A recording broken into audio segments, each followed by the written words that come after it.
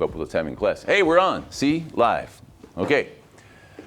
Welcome to the fall semester 2025. How are we doing today, Hillcats? Good. All right, good. Glad to hear it. Well, this is going to be a very interesting class. I enjoy teaching this class a lot. I'm happy to be in here, and as I look around the class, 7, 9, 10, 11, 12, 13, 14, 15, 16, 17, 18, 19, everybody but one is here. There's always one. And most likely they're lost right now, looking around, trying to find the class. So they'll be here before too long. This is Intro to Speech, and everybody has to take this class. It's a general education requirement. The reason why is because speech is a very important tool for an educated person to be able to pull out of their tool belt and use whenever necessary. It's a primary part of communication. It goes alongside your writing.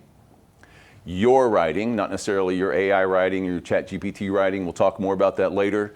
We're in a very unique time here, a very significant point in history with AI and the way it's evolved and how we can use it both as an assistant, but hopefully not as a replacement. And we'll talk more about that a little bit later on. If you haven't seen the studies, you know that using ChatGPT causes no brain activity. Why? Because you don't have to think to do anything.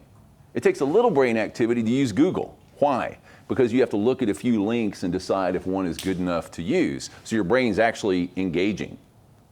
When you ask ChatGPT a question and write me a 1,000-word essay for my Comp 1 class so I don't have to do it, blammo, there it is. Well, you didn't think about it. You didn't create it. Your brain has done nothing.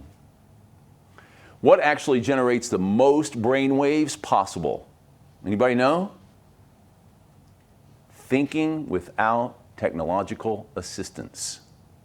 I know it's kind of an antiquated thing, but that is what actually develops your brain, not just getting an instant answer from a technological source. So we'll talk a lot more about that. I enjoy ChatGPT. I'm a monthly subscriber. We're on 5.0 now. I've embraced it since it came out. I'm a big fan. I use it every day. But it's not a replacement for things I need to do personally as a writer, as a creator, as a musician, although it can help me in those areas. Regarding speech, it can help you. And we're going to talk about some of the ways it can help you. We're also in a very unique and interesting time because of our sociological situation that we're going through now in the United States. I will tell you in this class, we try, if possible, to keep politics and religion out of our course. However, it's impossible because in here we do talk about challenging subjects. And occasionally that will require us to bring in a political or religious point of view. So it's tricky when you're in this position because we as instructors are not supposed to bring up politics or religion unless it applies to what we're talking about. But because of the nature of our student population, at times we will have that kind of conversation. And I'm okay with it. I'm ready for it. Like, let's roll, right? Because I am really happy to talk about current events. And as we build up toward your persuasive essays, you're going to need to have some good information and thinking skills regarding controversial subjects. What we really want to get you to the point of using another old-fashioned technique of coming up with answers. It's known as critical thinking. Everybody heard of that at some point or another? It's kind of revolutionary. It's a little bit old, but it's revolutionary. Why? Because you're able, as a human being, to look at two different points of view and decide which you think is the better one to go with. Or you as a human being can come up with a compromise that serves the most people possible and go forward to help as many people as you can, not forgetting the ones you leave behind. Those are the ones we tend to forget about, the ones that get left behind. So I constantly reinforce critical thinking, original thinking, personal thinking. The speeches you're going to be giving in here should all be connected to something you care about and you are concerned about. Sometimes that might be politics. As mentioned, we're going through a very unique historical period here, but there have been lots of turbulent historical periods over time. The history pendulum, when you have your history courses, swings back and forth. Sometimes it goes way up this way, swings back the other way. It's just how history goes, and you can look all the way back through recorded history to see that. So how does all that apply to speech? Well, you're going to be giving speeches in here, and as I mentioned before the glass, you're on television here. Pretty soon we'll be having some permission forms that'll be coming back, and you'll all fill those out and sign them. Should you decide you don't want to give your speeches on television, then you have to go find another speech class. This is the only one like this. And it was done this way both for distance ed students and also to take advantage of our nice environment that we have here. So this is our distance learning classroom. What it allows you to do, maybe you don't have a speech to give on that specific day, you can watch from home. You can just sit there in your jammies, have some coffee. Leave that shot on for a second if you would, Radar. Spin around. Okay, see, all of you are visible pretty much on the screen now. But I want you all, and leave that on if you would, Radar. There's a couple seats over here, which are known as the camera-free zone. So you can sit here and you won't appear on the camera until it's time for you to speak. So if you're having a bad hair day, you're hungover, whatever's going on in your life, you don't want to be on camera, you can come sit over here. As a result of being on television, we have some rules of decorum in here. Turn all your devices on silent. I'm not about making you stop using your phones or your laptops or playing your games while I'm lecturing, whatever. How much does this class cost? Nobody ever knows. It's $1,000, $300 and something per credit hour. So if you paid $1,000 to come sit in here and play your game while I'm talking, whatever. I'm way beyond the laptop police. It's your life. You're the one that's missing out on the value. That's why I say, unless you're sick, you should go to class. You don't want to get other people sick. But if you're not feeling it, not going to get anything out of this today, go. And you know what? You might learn one thing you didn't know that could have an impact on your life. Just one thing. But if you don't go, guess what? Don't learn it. So break down your college class into what? 48 hours, right? That's how many hours a college class is. We call them Carnegie hours. The reason for that is they're 50 minutes long. It's not a true hour, it's a Carnegie hour. Okay, so you have to have 48 of those to make a college class. That's why we have 16 weeks and typically 3 hours per week, which adds up to 48. Some classes are blended. So part of that is in class, part of that is online. This is what we call a hybrid class because we're on television, number one, and that's how we're delivering the information. And there's a few of these classes like this. So what I'd like to do to get started before I start rambling too much more is I'm going to go ahead and pass out a syllabus, but I will tell you, Radar, may I have the screen, please? And there we go. What you can also do is go to our class, which I believe is down here. You see the course materials, which is this book, and you can decide whether you want this book or not. I'm not going to make you get it. I don't test you out of it in my particular version of this class. It is helpful. The ebook is helpful. You'll get a lot of good information out of this that will help you in your speeches. I lecture out of it, but I don't do a midterm and final on it like some teachers do. What you would do is go to Start Here, and if you click down to this, you'll see our syllabus, which I'm going to pass out to you now. There's our 20th person. I had a feeling you'd show up. 2, 3, 4, 5. These things seem huge. There's 5. 1, 2, 3, 4. 4. There you go. And then 1, 2, 3, 4, 5. There. Hi there. 1, 2, 3, 4. Okay, there you go. Yep.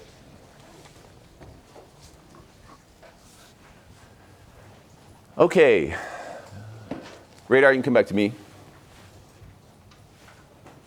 Thank you. And for our student who just came in, I'm not sure if you're aware that this course is on television. So they'll be bringing in some clearance forms later, and you have the option to decide if you want to stay or not. Most people do because it's kind of a fun, different environment. If your folks are within the viewing area, they can watch this live. So they can watch your speeches as you're giving them. If they're not, and they live in another place on the planet, you can send them a link to the YouTube video and they can watch it that way.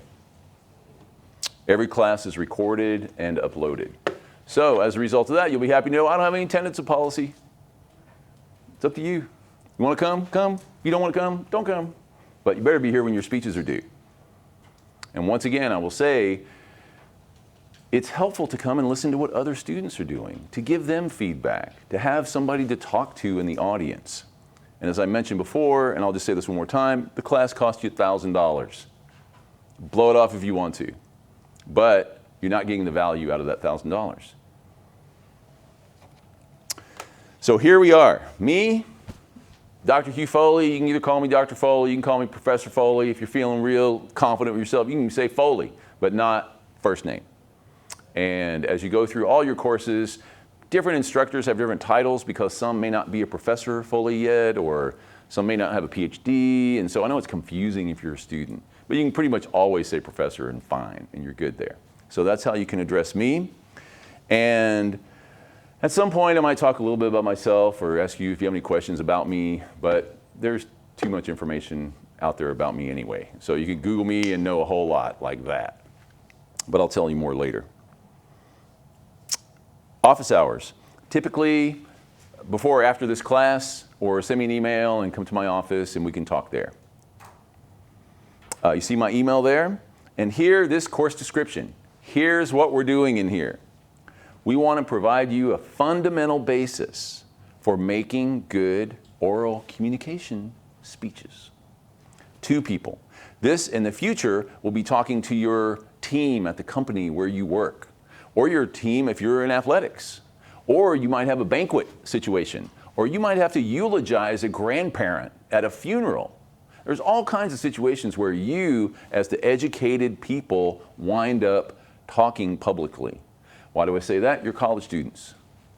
You are the elite of our young people in the state of Oklahoma. Why? Because you're getting educated. And getting educated in Oklahoma puts you a step above a lot of people because we have such a low education rank. We all know we're ranked 50th in the country in public education. 50th, rock bottom. How'd that happen? Okay, well, we're not going to go into that right now. But the fact is, you have a lot of personal responsibility for your own education because you're not going to get the best one at some schools in Oklahoma. There are some schools that do really well, and some of you may have come from them. But there are some schools that are hamstrung by finances, or by administrative edict, which means what? The administration telling you what to do, or they may be hearing something all the way from Oklahoma City and the Department of Education. Guess what? We don't care what the Department of Education says. That's not our governing body. We're governed by the Oklahoma State Regents for Higher Education. So the superintendent of education for the public schools is a minor annoyance. Actually, he's a major annoyance at this time. I guess I can say that publicly, because he is for a lot of people. However, there are people who also support our superintendent of education. So there's both sides of that. And that's what we're going to get to in this class is argument, two sides of a question. If you don't have two different points of view, you don't have an argument. And really, you can't even make any progression. Without contraries, there is no progression. And what's that mean? You've got to have some friction to develop some sparks to create a fire. So occasionally, we might range into controversial subjects to get there. Can you talk about it without losing your breath and your face getting red and you stomping out, quoting some conspiracy theory? I hope so, that you can avoid all that. Take a deep breath. Think logically. Think critically. Realize that everybody has a point of view, and that's the question, can you get to their perspective? That's really, really important. Perspective. Can you think like somebody else thinks? That's Spy 101. If any of you want to go be spies, first part of that is learning how someone else thinks so you can anticipate what they're going to do. So, That's a lot of tangents just on the first thing. Theories, practical skills. Students will explore various aspects of communication, verbal and nonverbal communication. What's nonverbal communication? What's that? Body language, exactly. So some of the check marks I have on your speech critique sheets. Are you standing up straight, your shoulders back, looking out at your audience? You smiling? Not over smiling, but at least being pleasant. Are you using your hands? Are you rigid? You know, what's going on with your body? You communicate a lot. And do you use your hands? I encourage you to use your hands when you talk. Not to get outrageous, you know, where you're going like this.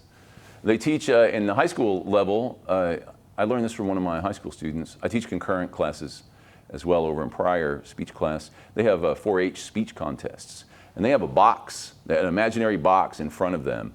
And their hands can't go outside of that. You have to stay like right in this zone. Now for me, I would feel like I had handcuffs on or something if that were the case. But I understand what they're trying to do. They're trying to get you in control of your body as opposed to constantly moving around, gesturing. We also want to look at audience analysis. Who are we talking to? What's our audience? Have you ever heard the term preaching to the converted? What does that mean? Preaching to the converted. They already believe what you believe, so you can pretty much say whatever you want because you know you're not going to get anything back. Or preaching to the choir. What's that? Somebody else who's got your back. They're fine with it. But try talking to a whole room of people who do not believe the same things you believe. They don't think like you do. So in that case, you have to examine your audience. What's your message? What are you trying to get across to everybody? What are you trying to put out there? And so there's ways to think about that. What age are they? What socioeconomic status do they come from? What gender are they? What's their education level? Why are they even there listening to you in the first place? What do they want to hear? What do you want to tell them? So there's a lot of things that go into analyzing your audience. Speech organization, this is what we used to call rhetoric. I'm sure some of you are in Comp 1 right now, and we used to call Comp 1 composition and rhetoric. And what rhetoric meant was to speak, literally, from the Greek, rhetor, to speak. The organization of your speech. Because the organization of your speeches is very close to what you do in Comp 1. The courses cross right over. Attention getter, thesis statement, developing sections that build on the thesis statement, conclusion, wherein you restate the thesis and offer a suggestion for action. And in this class, I'm big on encouragement, closing out speeches. What do you want us to do? What are you encouraging us to do? We'll talk about that more too. Delivery techniques. How's your volume? Are you reaching the whole audience? Can you do that without a microphone? If you're in a small room, how do you use a microphone? How do you make it work? Everybody will have a chance to come up here today by the end of it. How does a microphone work? You don't really need to know the technology of it, but you need to know where you need to be in the context of a microphone. What we've always taught in broadcasting is a fist and a thumb. You should always be a fist and a thumb away. That way you know you're close enough within the field of the microphone. So this mic here, the lapel mic, is close enough to me where that's definitely a fist and a thumb and maybe a little bit more. So people that are watching TV can hear me all right. Permission deals? Yeah. He's going to pass those around to you. And these are I have to sign one too, every semester. Because you're going out to the world. So I'll hold on to that last second. We'll at least get passed out. You can kind of settle down on those. Let me do the roll here real fast. And what I'd like for you to do is if I call your name, this is my first time through it. If you prefer something else, or if I'm not pronouncing it correctly, then let me know, and I can make that note. I try and call the roll pretty much through a lot of the semester. As I said earlier, I don't take attendance. I don't have grades for that, but I can see if you've been here or not. If you come crying to me week 15 about everything that you've missed, and then I look at the roster and go, well, you weren't even here 14 times, so why am I supposed to help you out now that you haven't helped yourself out the whole semester? So that's kind of why I keep track of it. Okay, we'll just start at the top here. Marianne? Here. Right there, good. And Jasmine? Here. Jasmine, over here. Okay. Ireland. Here. Ireland. Okay, good. Grace. Grace. Caden. No Caden? Caden Glover.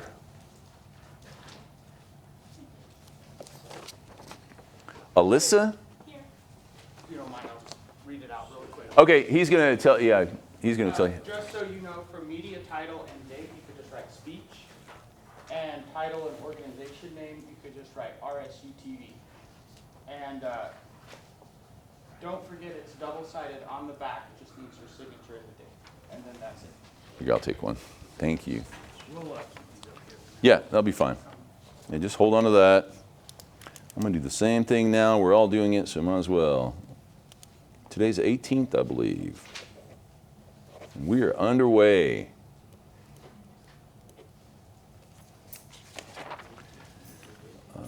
Speech. We are the talent. And we're at RSU.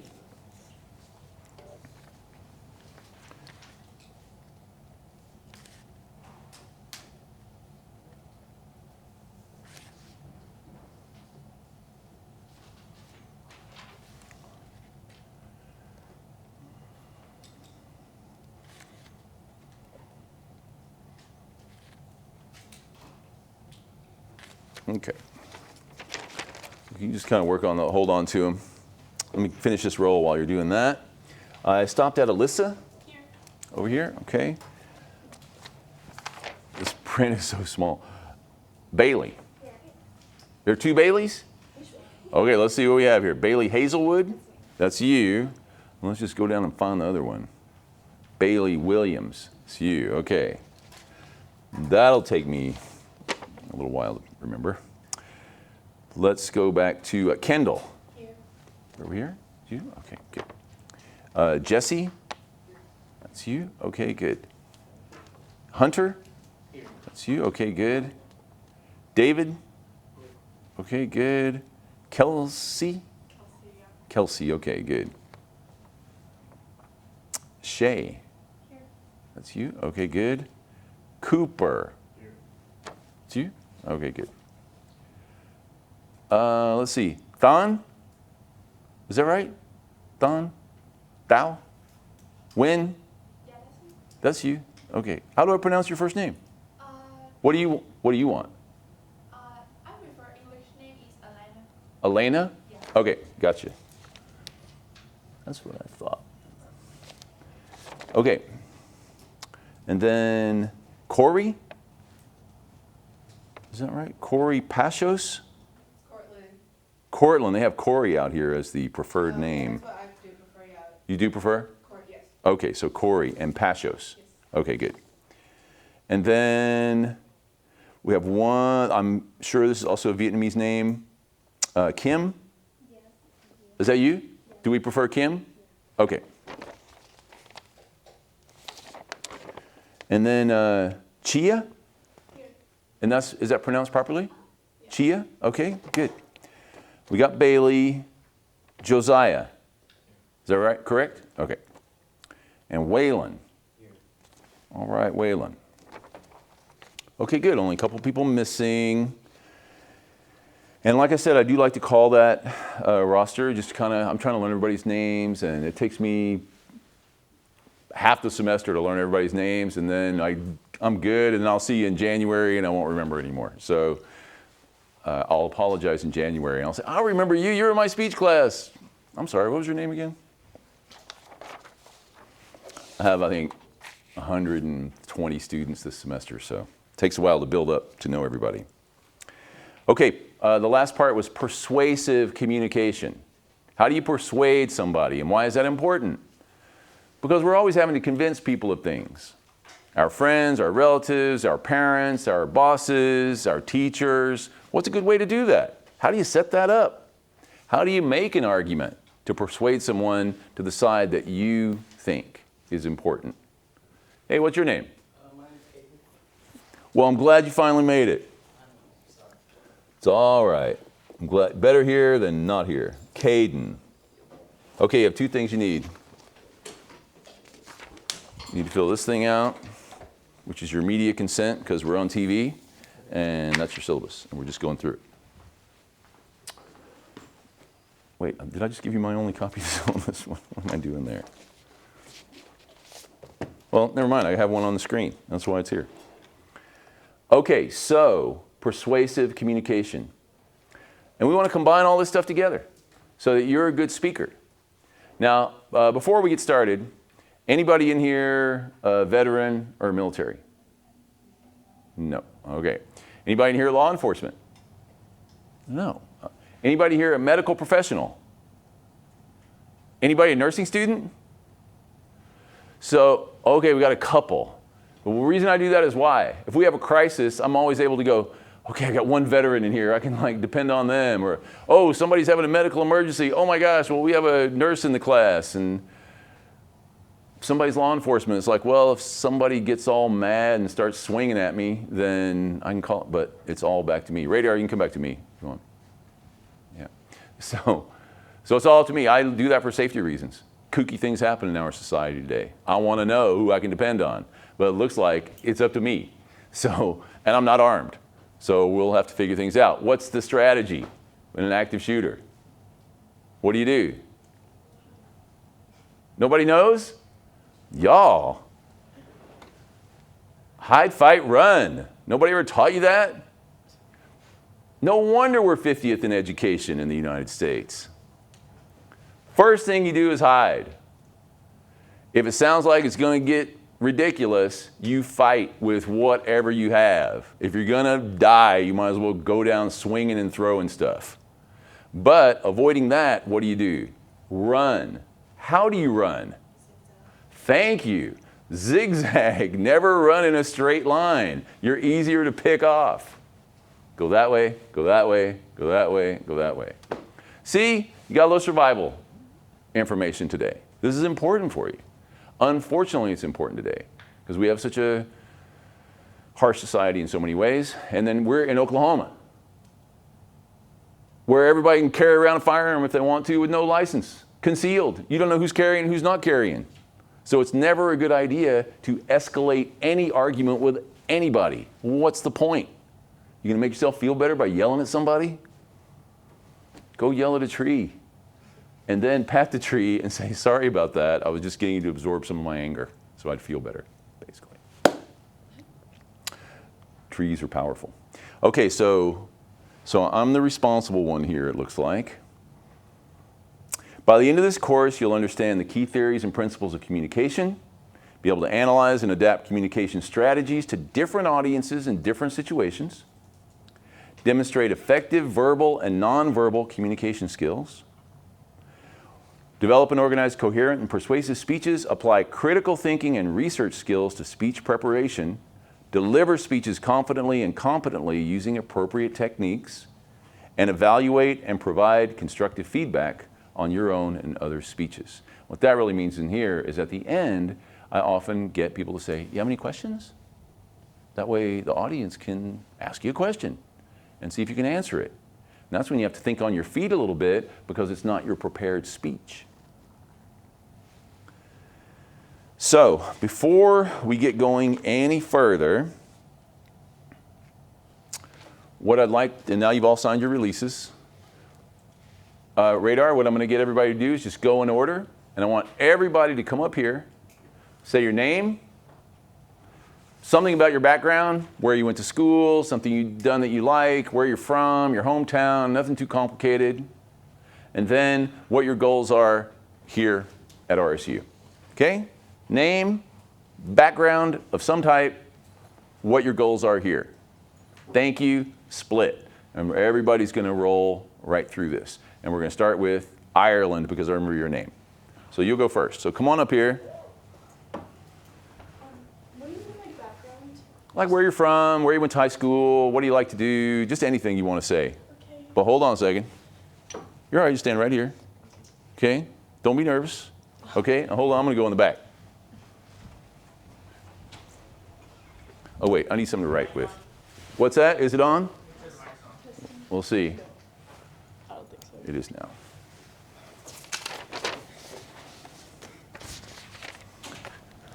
Okay, you ever been on television before, Ireland? Never Okay, been well on now you have been. Hi, my name is Ireland Dotson. I went to Coweta High School, graduated from there. What was the other one? What are some of your goals here at RSU?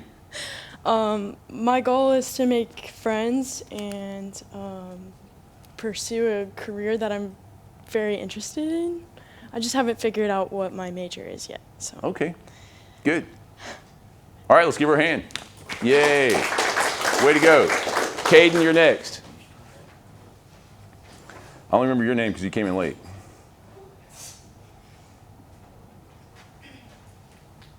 All right, my name is Caden Glover. I go to Collinsville High School. Which high school? Collinsville. Oh, Collinsville, okay. Yeah. And what was the last one? What are your goals for the future? Get good grades. Okay, let's give Caden a hand.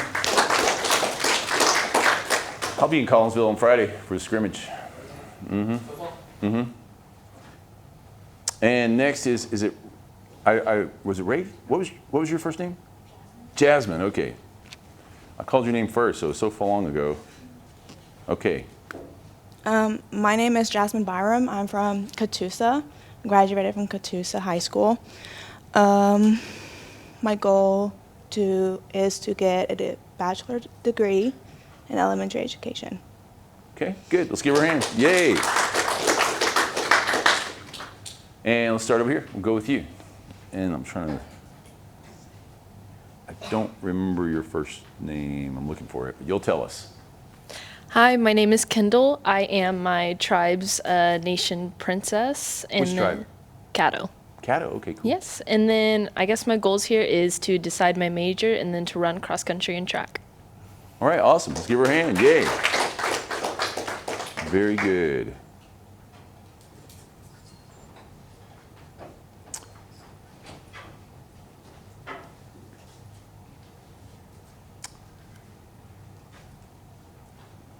Hi everyone, my name is Marian Alvey. I'm from Bartlesville, OK. I used to live in Russia for a little bit when I was super young, so I guess that's a little fun background information. And my goals here is to get a bachelor's in medical molecular biology. I think that's the name of the major, and go to physician assistant school after. Maybe medical school. I'm kind of in between the two, so yeah. All right, let's give her a hand. Yay. Okay, keep going.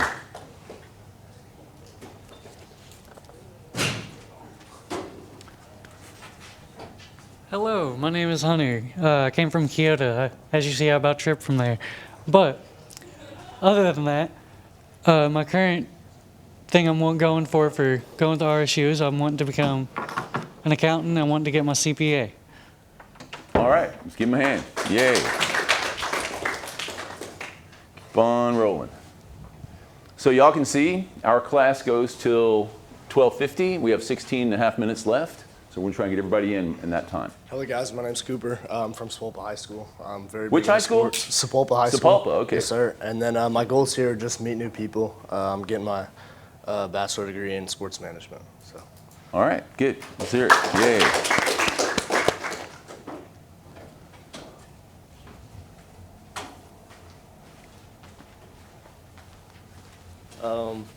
My name is David Lopez.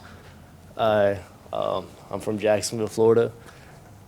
What else supposed to say? What are you doing here? Oh, I'm trying to do nursing, Okay. graduate with a bachelor's. Okay, so that's your goal to be a nurse? Yeah. All right, awesome. Let's hear it. Yay. Okay, next row, you might as well start over here. Yep.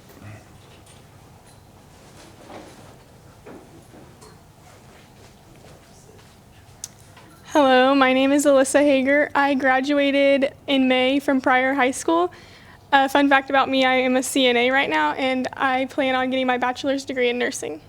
Okay, so you're a professional certified nurse's assistant? Yeah. So you are a medical professional. So you're my first go-to when then we have a problem. I guess so. Okay, we'll keep that in mind. All right, good. Let's give her a hand.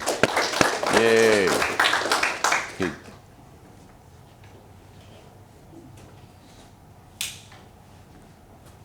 I'll be teaching Pryor kids again this year. I'll do the Pryor campus, concurrent students over there. There's a bunch of Pryor kids that come here. So I'm Josiah Womack. I'm from Inola. It's like 15 minutes away. My major is secondary education, and that's what I'm trying to do. All right, good. Let's give them a hand. Yeah, we just started our new secondary ed degree, so that's really cool that you're taking one of those. Which one? You know? Social studies. Okay, cool. But I'm probably going to take the test to do math. Okay, interesting. Need them. My name's Bailey Hazelwood. I'm from Owasso, Oklahoma, and I'm planning to pursue a degree in some sort of finance accounting. I don't know, I'm undecided right now. Okay, good. All right, let's give her a hand. Thank you. Looks like we're going to make it.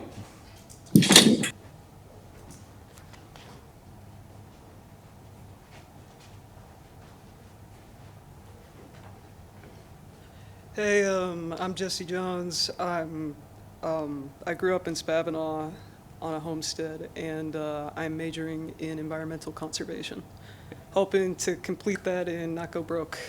All right, thank you. Might need a side hustle. We all do. Yeah, you can just go ahead. 1, 2, 3, 4, 5, 6, 7, 8. We should be fine.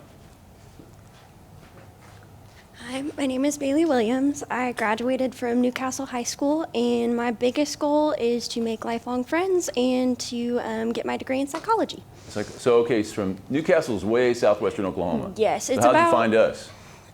So my cousin, well, both my cousins, Ashlyn and Logan, actually went here and just kind of convinced me to come too. So. Okay, awesome. I'm glad you're here. All right, let's give her a hand.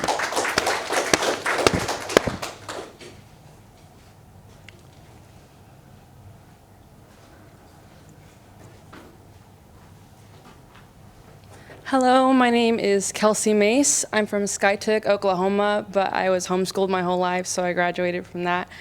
I plan on getting a bachelor's in psychology right now. I'm not 100% sure with that yet, but hoping to figure that out while I'm here. So. All right, thank you.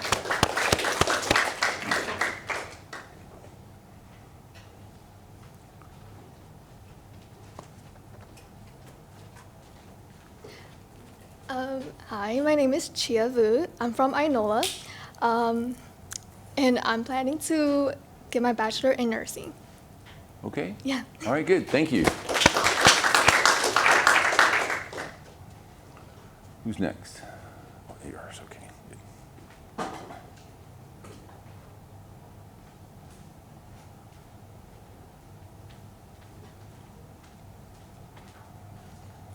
My name's Grace Donnelly. I graduated from Owasso High School, and I'm hoping to get my bachelor's in psychology and then possibly work in human resources. Okay, good. Thank you. Let's give her a hand. Yay. Oh, we're in good shape. Just a few more to go. 5 more.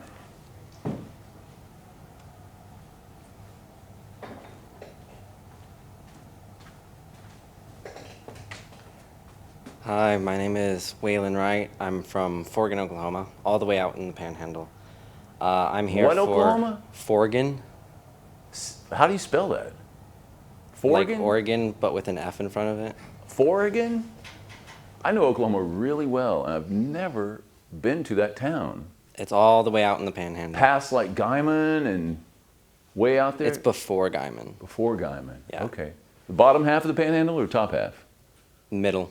Middle, even more extreme. Yeah, Okay. 30 minutes from Kansas, 30 minutes from Texas. Wow. Interesting. We'll look forward to hearing more about I'm that. here for psychology. Okay, good. Well, thanks, Waylon. Appreciate it. Man, I'm going to take a note and look that town up. I've been everywhere in this place, and that's just one I don't know. I think I've been the southern route, like along the base and along the top, but not straight through the middle before. Okay, hi everybody. My name is Elena, and I'm an international student. I'm from Vietnam, and my goal is to graduate on time. Thank you so much. All right. Thank you. I hope you will.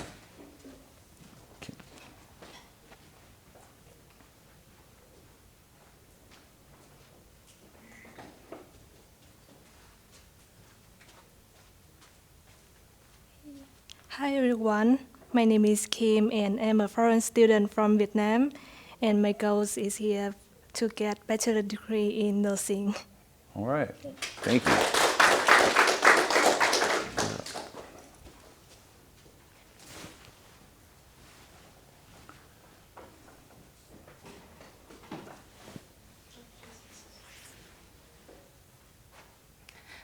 Hi, my name is Cortland Pashos. I prefer to go by Corey. I'm from Locust Grove, Oklahoma. Sorry, I forgot what I was going to say. I'm from Locust Grove, Oklahoma. I am in my last year of college. I will be graduating in May with my bachelor's in Justice Administration Law, and I plan to get my master's right after. Okay, awesome. Good.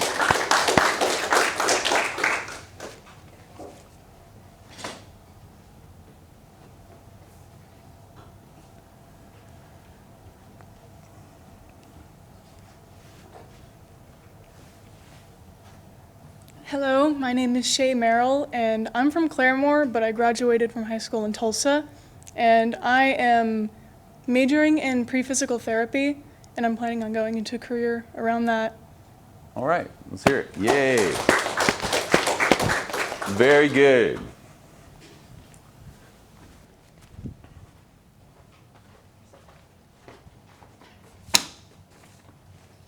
I don't need this anymore. Hi, my name's Hugh Foley. Went to elementary school in Hulbert. Went to junior high in Wagner. Went to high school in Muskogee. Then ran off to the U.S. Army for a few years, where I was a broadcast journalist. Came back, worked for a year in radio, realized I needed to go to college. Started going to college when I was 22. Got to be 26 and a senior, and they said, "You want to go to graduate school?" And I said, "What's that?" Because I didn't come from a family that went to graduate school. And they said, "That's a master's degree." And I said, "Oh, how do you do that?" "Just enroll." Okay. Got a master's degree from New York University, which is where I got my BA and my MA from, New York University. Then after that, I wasn't quite sure what I wanted to do, but I wanted to get out of New York because how many of you have been in New York City? A few of you, a couple of you, can wear you out pretty fast because so much happens there so fast, and it's just brutal on people. You age there, but you learn a lot fast when you go to New York. But I was ready to go. So I moved out to the Bay Area. I lived in the Bay Area for 3 years. That's Berkeley, Oakland, San Francisco. Did a bunch of jobs there, did some student teaching. I was working with the public school students, and I was like, "I don't think so. What else can I do in education?" They said, "You can get your PhD." And I was like, "What? You mean just anybody can get a PhD?" "Yeah."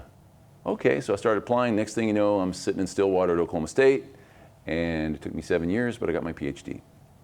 And around 1996, which is before I'm believing most of y'all were born, I started teaching here as an adjunct. In 98, I became full-time, and I've been here ever since. I'm currently a department head of communications and fine arts, and I also supervise Native American studies. So if you're interested in those areas, please let me know about that. Alongside that, I've been a radio and television broadcaster since I was 16 years old. I started in radio when I was 16, when I was in high school in Muskogee, and that's why I went into the military to do military broadcasting, where I lived in Europe for 2 years, Germany to be specific. Came back here, finished that time, kept working in radio, and I've stayed in radio my whole life since I was 16.